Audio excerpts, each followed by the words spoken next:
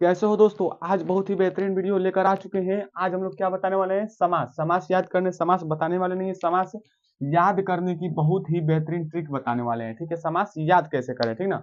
समास तो आप समझ लेंगे, लेकिन इतना उसमें प्रकार है समास का कि आप भूल जाते हैं, और नाम भी ऐसा है कि आप कंफ्यूज हो जाएंगे। ठीक है, तो यहाँ पे आपको तीन समास पढ़ना है, द्विगु, द्वंद्व और कर्मधारय। द्विगु, द्वंद्व और कर्मधारय समास, तीन ही समास आपको पढ़ना है। ठीक है, तो याद करेंगे ट्रिक क्या है ये देखिए। पहले इसका परिभाषा देखिए। जिस समास में पहला पद संख्यावाचक हो, जिस समास में पहला पद संख्यावाचक हो, जैसे कि चौराहा, त्रिनेत्र, त्रिलोक। आपको ये समझ में नहीं आएगा, पहले बात समझिए। इसका क्या नाम है, द्विगु। द्विगु समास। ठीक है, ध्यान से लिखिए। देखिए, द्विगु समास यानी है ना, द्विगु का शब्द में क्या है, पहला शब्द द्वि। द्वि मतलब क्या होता है, दो। त्रि मतलब क्या होता है, तीन। ठीक है, इतना तो सबको मालूम है। द्वि, द्वि मतलब दो, है ना। दो, दो क्या है, एक संख्या है। इसमें बोला भी क्या है कि पहला पद संख्यावाचक होना है। जैसे चौराहा, चौराहा मतलब चौ मतलब चार, त्रि मतलब तीन, यहाँ पे भी त्रि मतलब तीन। ठीक है, तो क्या होगा, द्विगु। द्वि में भी क्या है, पहला पद संख्यावाचक है, क्यों, द्वि, द्वि मतलब दो। ठीक है, ऐसे याद रखिएगा, ठीक ना। दो क्या होता है, एक संख्या होता है।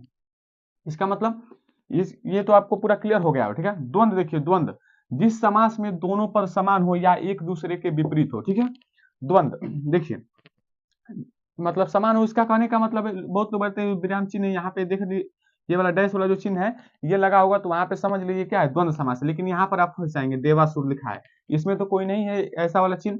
कैसे पहचानेंगे, देखिए, देवासुर। देवासुर यानी कि इसका निकलता है, संधि विच्छेद करेंगे तो देव और असुर। क्या निकलता है, देव और असुर। इसका एक और परिभाषा बनता है कि जो ये बोला है ना, दोनों पद समान हो, लेकिन एक और परिभाषा है कि दोनों एक दूसरे के विपरीत हो, एक दूसरे के समानता करते करते हो। ठीक है, कि मतलब एक बड़ा है तो दूसरा भी छोटा नहीं है, वो भी बड़ा ही है। ठीक है, तो जैसे देव और असुर, देव भी अपने आप में शक्तिशाली है, असुर भी अपने आप में शक्तिशाली है। ठीक है, माता और पिता, माता पिता क्या है, माता भी शक्तिशाली, पिता भी शक्तिशाली, बड़ा और छोटा एक दूसरे के विपरीत हो। ठीक ना, समान भी हो या विपरीत हो, या दोनों में एकदम, समझ रहे हो ना, समान होना चाहिए। ठीक है, अब देख लीजिए यहाँ पे क्या है, कर्मधारय समास। कर्मधारय समास क्या है, जिस समास में पहला पद विशेषण तथा दूसरा पद विशेष्य हो। इसका मतलब क्या हुआ, विशेषण। इसमें ज्यादा कंफ्यूज होंगे। देखिए, विशेषण क्या होता है, विशेषता बताने वाला।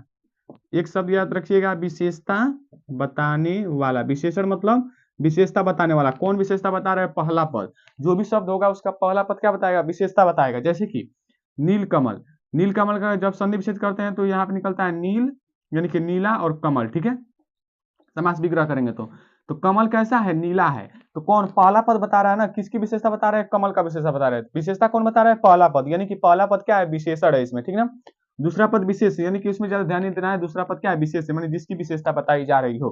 पीताम्बर, पीताम्बर का जब करते हैं समास विग्रह तो क्या होता है, पीला अंबर। पीला अंबर, अंबर का मतलब क्या होता है, अंबर का मतलब होता है वस्त्र। ठीक ना, तो वस्त्र कैसा है, पीला है। वस्त्र कैसा है, पीला है। ठीक ना, तो पीला जो बता रहा है ये क्या है, ये विशेषण है। ठीक ना, यहाँ पे देख लीजिएगा, विशेषता बताने वालों जो पहला पद होगा विशेषता बताएगा, उसे क्या कहते हैं, कर्मधारय समास। जैसे कि नीलकमल, पीताम्बर। ठीक ना, और द्वंद्व तो समझ गए, तो एक दोनों पद समान हो या तो एक दूसरे के विपरीत हो। और द्विगु समास क्या होता है, जिसमें पहला पद संख्यावाचक हो। ठीक है, तो इसका स्क्रीनशॉट ले लीजिए।